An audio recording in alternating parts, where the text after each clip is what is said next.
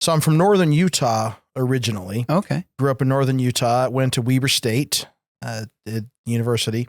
And I always, when I was a kid, my mother was the director of the emergency department at McCady Hospital. Oh, really? So I always wanted to be an emergency department physician. I mean, that was my goal through high school, through my first little bit of college. And then natural segue into history. Yeah. So, well, I struggled with, as all people do, except for the certainly blessed ones, I guess. Chemistry was always a problem for me. But I went and I did well, but I had to take a history class like everybody does. And I had an amazing history professor. It was the basic survey course. I think it was called History 17, or not, we call it 1700, like 700 or something like that. Right. And it really was a guy who just got up and told stories, and it really resonated with me.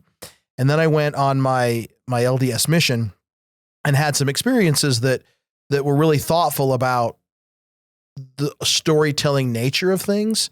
And so when I came back, I had a couple other experiences that we can talk about if you want that solidified that. But I realized that what greater job could it be than telling stories about life? So I remember very distinctly watching there's a very old Ken Burns film that in his early days, he did a film on the Brooklyn Bridge. And I was like, late night, you couldn't sleep, watch it, on KUED.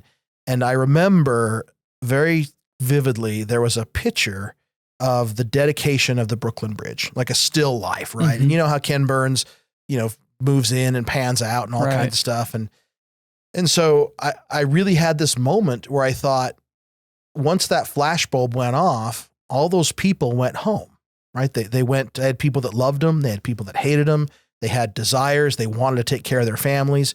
All of those individuals in the photo had stories. And I really just thought, what greater way to spend a life than collecting and telling the stories of people.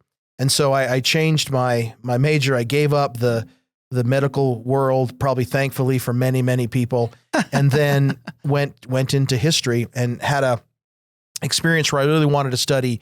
I don't know if you've ever had this experience, but generally where you are, you think, I don't want to do that. I want to do something else. Yeah, so I wanted to study Southern, greener. Right. Yeah. And I wanted to study Southern history, specifically rock and roll, right? The culture of rock and roll and how it develops. And so I went to the University of Mississippi, Ole Miss, because the Center for Southern Culture was there. Yeah. And did my work on the development of rock and roll in the Mid-South. I wrote a big thing about Elvis and Johnny Cash and Carl Perkins. You and I are going to be two peas in a pod. I love and how that. all that stuff came about in Southern culture. Right. But when I got there, my years at Ole Miss, what my cohort wanted me to do was to talk about Native Americans and cowboys and mountain men. They wanted me, because I was from Utah, to be a historian of the West.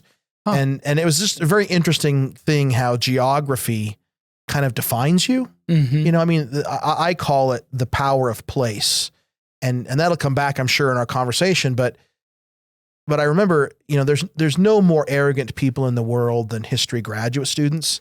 And I was in a seminar where you just talk about stuff, and it was a seminar on the Civil War, and we were in a big conference room, and there was only maybe 15 students.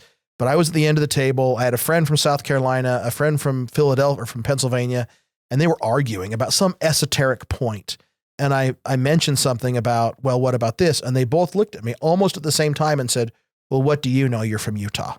Like me in the West would have no understanding of the Civil War. Right. And I said, you know what? You're right. My people wanted both your people dead. And it really came to this idea of how geography defines who we are, how the things that we grow up with, oftentimes we come back to, even though we want to, eschew those. And I still do rock and roll and things, but Southern history isn't my focus anymore. And I made a decision in graduate school that I wanted to move to public history, which is museums and archives. And so when I got out of grad school, I spent my first part of my career as a curator. I ended up getting a job here at Frontier Homestead State Park, a large, state park museum. Right. And in fact, growing up in northern Utah, I had never even thought about Cedar City. Like I never had once been here or even I'd never been to the Shakespeare Festival. I'd never been to Cedar Breaks, anything like that. But this was where the job was. And so I came and took that job and have since never had a desire to go anywhere else. Right. And with that job as a curator, I became the president of the Utah Museums Association for many years. So I traveled the state talking about museums and interpretation and state history, all the while teaching at the university, and then eventually just decided that I wanted to do some teaching more than just museum work. And so I funneled into there. So that's the long, you asked for a dime, I gave you a quarter, but that's kind of where I am at and how I ended up. Well, someone